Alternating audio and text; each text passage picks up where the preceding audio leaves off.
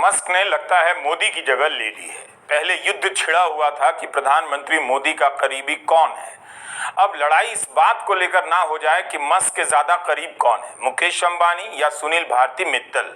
11 मार्च को जैसे ही खबर आई कि मित्तल के एयरटेल का स्टारलिंक से करार हो गया है, सोशल मीडिया से लेकर अखबार तक मजा लेने लगे कि अंबानी को अब चुनौती मिलेगी। अंबानी का क्या होगा?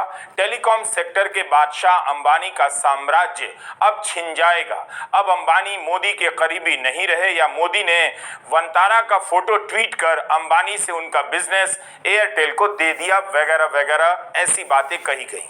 जब यह सब हो गया तब 12 मार्च की सुबह खबर आती है कि अंबानी के जियो का भी स्टारलिंक से करार हो गया है। अब लोगों को समझ नहीं आ रहा कि मस्क की कंपनी तो एक ही है स्टारलिंक, उसके साथ एयरटेल और जियो दोनों का करार कैसे हो सकता है, जबकि भारत के बाजार में एयरटेल और जियो के बीच मुकाबला छिड़ा रहता है। उम्मीद है इस वीडियो को आप अंत तक देखेंगे। हम बताएंगे कि ऑप्टिकल फाइबर बिछाने की टेक्नोलॉजी और नीति का अब क्या होना चाहिए, भारत के टेलीकॉम सेक्टर का क्या होगा और नीलामी से पैसे कमाने की नीति और राजनीति का क्या होने वाला है।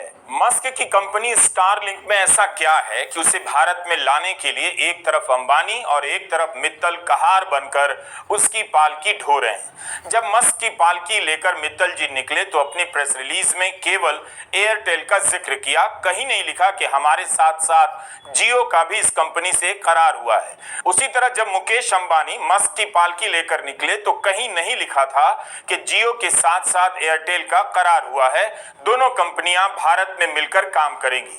देखिए यह कहानी इतनी सिंपल नहीं है, किसी को कुछ पता नहीं कि क्या हुआ और कैसे हुआ। इस बार मस्क दिल्ली भी नहीं आए बल्कि वॉशिंगटन में ही बाल बच्चों के साथ प्रधानमंत्री मोदी से मिल लिए। उस फोटो की हालत देखकर कुछ लोगों को अफसोस हुआ कि भारत के प्रधानमंत्री के साथ कोई ऐसे भी मिलने आता है। पूरी सरकार एक तरफ बैठी हो और औपचारिक बैठक में मस्क अपने बउआ बुतरू के साथ चले आए।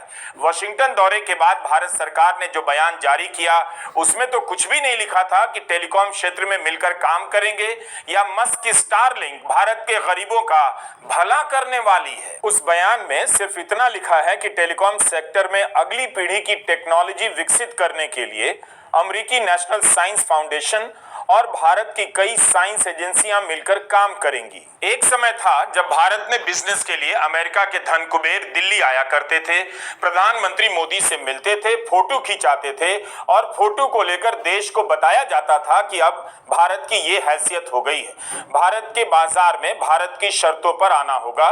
लेकिन इस बार मस्क मिलने भी नहीं आए। खबर फैल जाती है कि टेस्ला का शोरूम खुल रहा है, कभी खबर आ जाती है कि एयरटेल और जियो का मस्क की स्टारलिंक से करार हो रहा है। स्टारलिंक मस्क की कंपनी स्पेसएक्स का ही एक हिस्सा है। आपको बताते हुए मस्क की तरफ से मुझे अपार खुशी हो रही है कि इसके 6400 से भी अधिक लो अर्थ ऑर्बिट सैटेलाइट अंतरिक्ष में पृथ्वी का चक्कर लगाते हैं। बताइए, जितने भी उपग्रह धरती का चक्कर लगा रहे हैं उसमें से 2/3 तो केवल मस्क के हैं।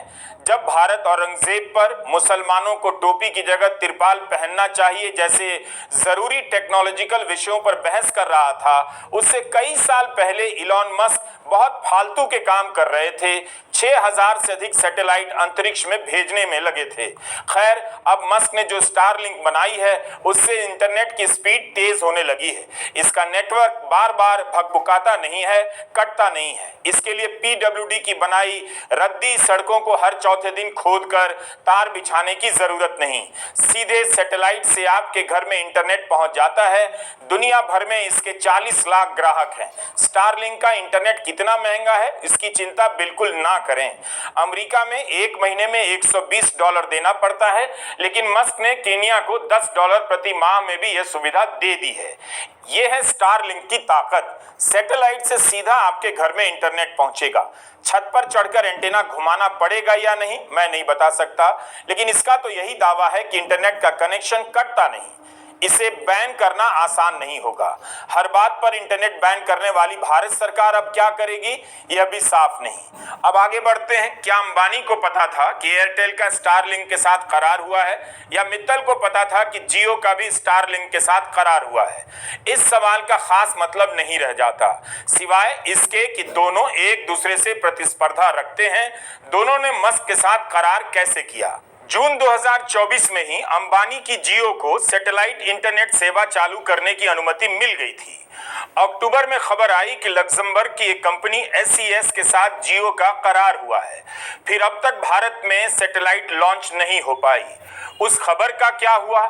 अब सबके सामने यह खबर है कि जियो का करार मस्क की स्टारलिंक के साथ हो गया है। ऑप्टिकल फाइबर बिछाने के चक्कर में भारत सरकार ने गरीब जनता के अरबों रुपए खर्च कर दिए। अब उसका क्या होगा? जिस समय मस्क सैटेलाइट के जरिए इंटरनेट की सेवा पहुंचाने में लगे थे, उस समय भारत सरकार कितना आगे का सोच रही थी, आपको पता चलेगा।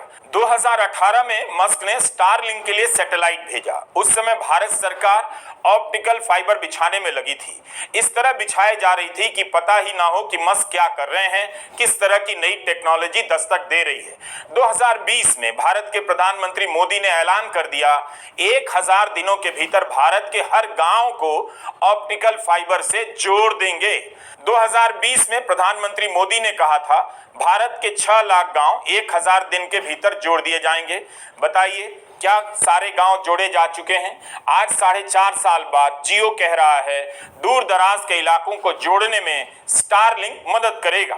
तो कुछ कमाल दिखा आपको कि सभी 6 लाख से ज्यादा जो हमारे गांव है, उन सभी गांवों में ऑप्टिकल फाइबर नेटवर्क पहुंचाया जाएगा।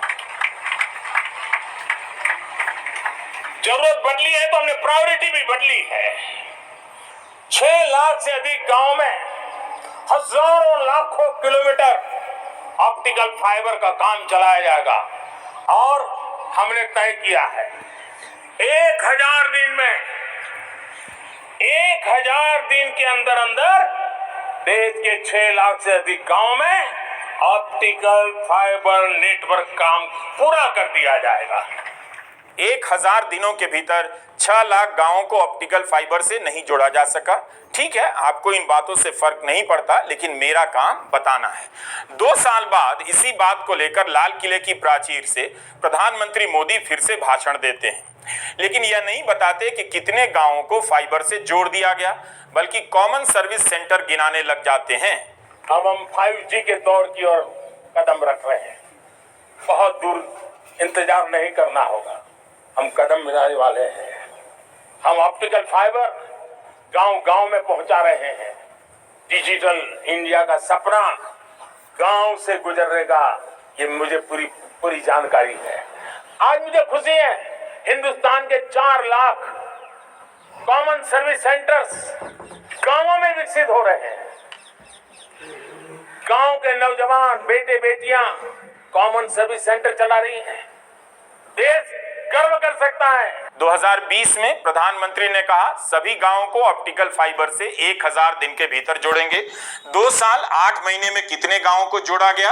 अब ये भी जानकारी भारत सरकार की एजेंसी की है, जिससे आपको बता रहा हूं। PIB ने कहा है, वो भी 2 दिसंबर 2024 तक 2,14,313 ग्राम पंचायतों को भारत नेट प्रोजेक्ट से जोड़ा गया है। भारत में कुल 2,68,000 ग्राम पंचायत और ग्रामीण स्थानीय निकाय, यानी 50,000 से अधिक ग्राम पंचायतों तक अभी यह स्कीम नहीं पहुंची है। बात तो हुई थी सभी 6 लाख गांवों को जोड़ने की, लेकिन आंकड़ा ग्राम पंचायत का दिया गया। एक ग्राम पंचायत में कई गांव होते हैं। डुपर ना सुपर ओवर हुआ है, तो कुछ समझना